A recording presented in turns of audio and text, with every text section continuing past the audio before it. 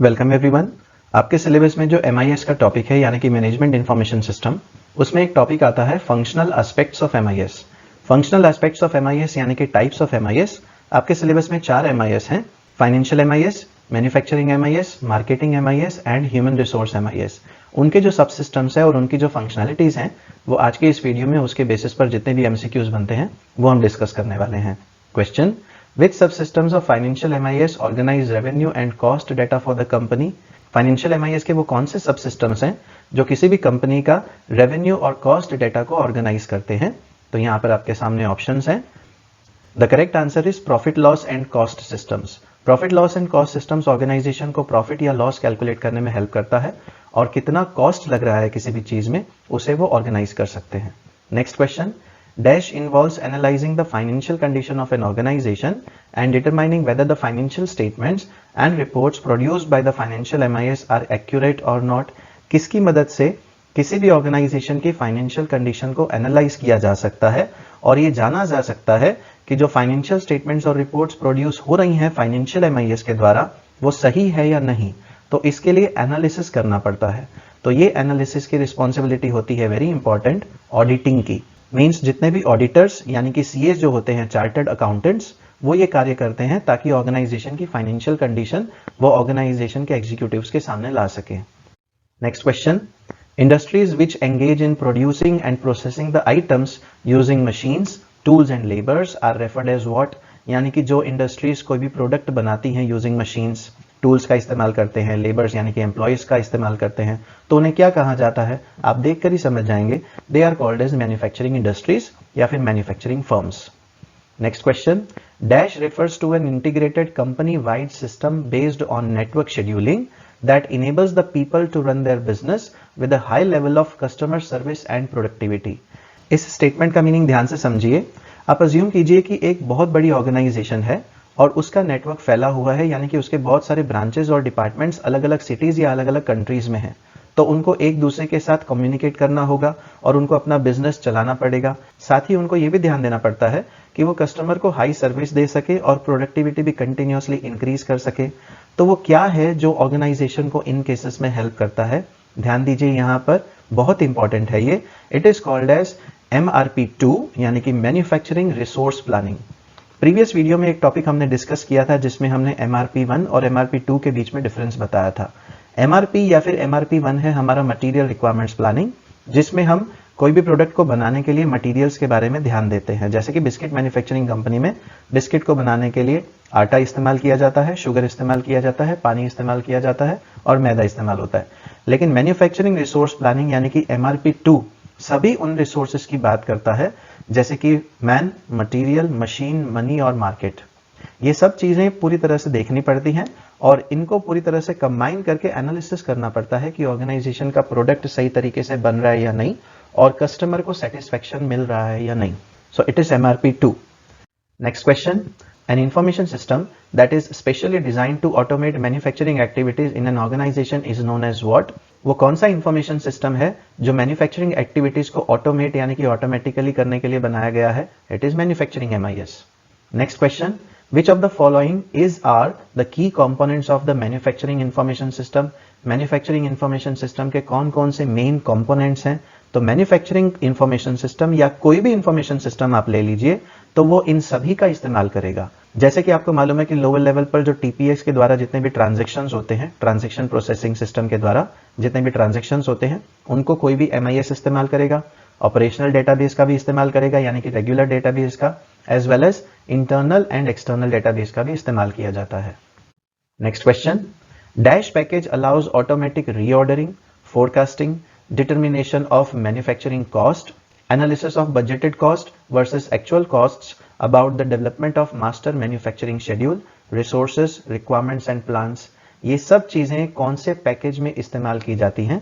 पहले हम ऑप्शन देख लेते हैं फिर आपको ये बताते हैं।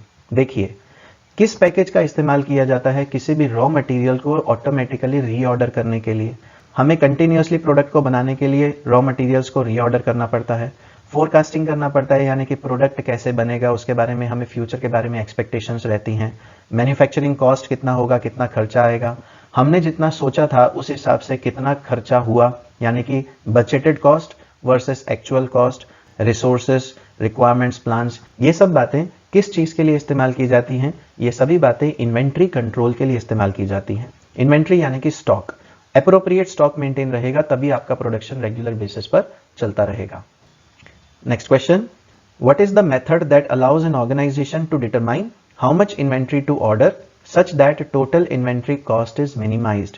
वो कौन सा मेथड है जो ऑर्गेनाइजेशन को हेल्प करता है कि कितनी इन्वेंट्री ऑर्डर की जाए ऐसा बताने में, ऐसा एनालिसिस करने में, ताकि टोटल इन्वेंट्री कॉस्ट मिनिमम रहे। देखिए, ज्यादा इन्वेंट्री होगी तो सामान खराब होगा, कम इन्वेंट्री होगी तो मैन्युफैक्चरिंग बंद हो जाएगा, तो हमें एप्रोप्रिएट इन्वेंट्री मेंटेन करनी पड़ती है। ठीक है, तो उसके लिए किसका इस्तेमाल किया जाता है, ये बहुत इंपॉर्टेंट है। उसके लिए EOQ यानी कि इकोनॉमिक ऑर्डर क्वांटिटी का इस्तेमाल किया जाता है। जितनी जरूरत हो उतनी इन्वेंट्री मेंटेन करें, ना ज्यादा ना कम। Next question, dash is used by manufacturing MIS in design and engineering department to design the size and the shape of the product parts and the way electrical components will be assembled to produce the finished products. Manufacturing MIS के द्वारा किसी भी product को बनाने के लिए उसका design तैयार करना पड़ता है, उसकी शेप, उसका साइज, सब चीजें सेट करनी पड़ती हैं। किस तरह से सारे इलेक्ट्रिकल कंपोनेंट्स एक दूसरे के साथ ज्वाइन होंगे, असेंबल होंगे ताकि फाइनल प्रोडक्ट बने, तो उसके लिए मैन्युफैक्चरिंग MIS किसका इस्तेमाल करती है? वेरी इंपॉर्टेंट, उसके लिए मैन्युफैक्चरिंग MIS CAD यानी कि कंप्यूटर एडेड डिजाइन या कंप्यूटर असिस्टेड डिजाइन का मैन्युफैक्चरिंग MIS इस्तेमाल करती है।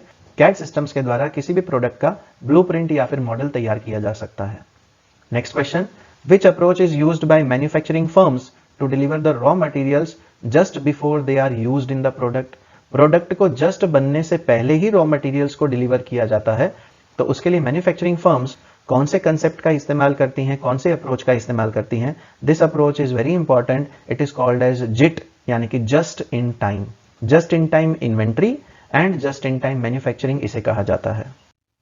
Next question, which technique uses computerised robots to directly control manufacturing equipment to aid in manufacturing process?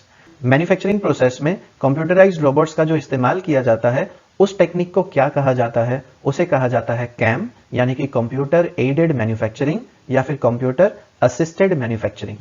Next question, which approach allows manufacturing facilities to rapidly and efficiently change from making one product to making another? ये कौन सी approach है जो manufacturing facilities या फिर firms इस्तेमाल करती हैं जिसमें वो एक प्रोडक्ट बना रहे होते हैं लेकिन उसी में माइनर मॉडिफिकेशंस करके दूसरा प्रोडक्ट भी बनाया जा सकता है? तो इस टेक्निक को क्या कहा जाता है? इस टेक्निक को कहा जाता है FMS यानी कि फ्लेक्सिबल मैन्युफैक्चरिंग सिस्टम। FMS का फुल फॉर्म है flexible manufacturing system. Next question, MIS normally found in manufacturing organization will not be suitable in the dash sector. कहां पर मैन्युफैक्चरिंग MIS का इस्तेमाल नहीं किया जाता? तो मैन्युफैक्चरिंग MIS का सर्विस सेक्टर में इस्तेमाल नहीं किया जा सकता। Next question, dash details are given by management to marketing service system. कौन सी डिटेल्स मैनेजमेंट के द्वारा मार्केटिंग सर्विस सिस्टम को दी जाती हैं? तो मार्केटिंग सर्विस सिस्टम को सप्लायर की डिटेल्स की जरूरत पड़ती है। The purpose of Dash is to conduct a formal study of the market and customer preferences. Customer के प्रेफरेंसेस को जानना हो कि कस्टमर को क्या चाहिए और मार्केट को स्टडी करना हो तो वो किस में किया जाता है? It is very simple to understand, उसे हम कहते हैं मार्केट रिसर्च। मार्केट को स्टडी करना, कस्टमर को कौन सा प्रोडक्ट चाहिए, कस्टमर क्या डिमांड रखता है, ये सब करने के लिए मार्केट रिसर्च किया जाता है। Next question, workforce analysis is the responsibility of which MIS? कौन सा MIS वर्कफोर्स एनालिसिस करता है? यानी कि ऑर्गेनाइजेशन में कितने एम्प्लॉयज की जरूरत है उसे हम कहते हैं वर्कफोर्स। एनालाइज करना यानी कि उसे जानना, तो ये रिस्पॉन्सिबिलिटी होती है ह्यूमन रिसोर्स MIS की यानी कि HR MIS की। Next question, which of the following information system supports planning and assessment needs of an executive management? किसी भी मैनेजमेंट को अगर प्लानिंग करना हो या फिर असेसमेंट करना हो तो उसके लिए कौन सा इंफॉर्मेशन सिस्टम एग्जीक्यूटिव मैनेजमेंट के द्वारा इस्तेमाल किया जाता है? उसके लिए HR MIS का ही इस्तेमाल किया जाता है। अभी जो हमने देखा ये प्रीवियस क्वेश्चन और ये वाला क्वेश्चन लगभग सिमिलर है। Next question, tracking employ training skills and performance appraisal is an example of human resource information system operating at which level? यानी कि एम्प्लॉयज को जो ट्रेनिंग दी जाती है और उनके परफॉर्मेंस के हिसाब से उनको जो अप्रेजल दिया जाता है, बोनस दिया जाता है, तो ह्यूमन रिसोर्स इंफॉर्मेशन सिस्टम में ये कौन से लेवल पर किया जाता है? Very important, it is performed at the operational level, क्योंकि एम्प्लॉयज को ट्रेनिंग देनी होगी फिर उनकी स्किल्स को देखा जाएगा, फिर उनकी परफॉर्मेंस के हिसाब से उनको अप्रेजल मिलेगा, बोनस मिलेगा। ये सभी ऑपरेशनल लेवल पर किया जाता है। Next question, what is the next step in HRMIS after personnel selection and recruitment? Employees को सिलेक्ट करने के बाद HRMIS में नेक्स्ट स्टेप क्या किया जाता है? तो एम्प्लॉयज को सिलेक्ट करने के बाद उनको ट्रेनिंग देनी पड़ेगी। We have to train the employees and we have to develop their skills.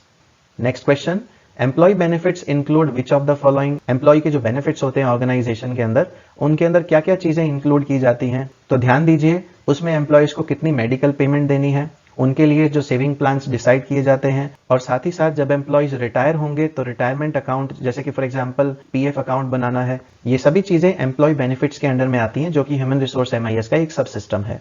तो यहाँ पर हमारे टाइप्स ऑफ MIS यानी कि functional aspects of MIS complete होते हैं, और इसी वीडियो में हमारा MIS का कंसेप्ट भी कंप्लीट होता है।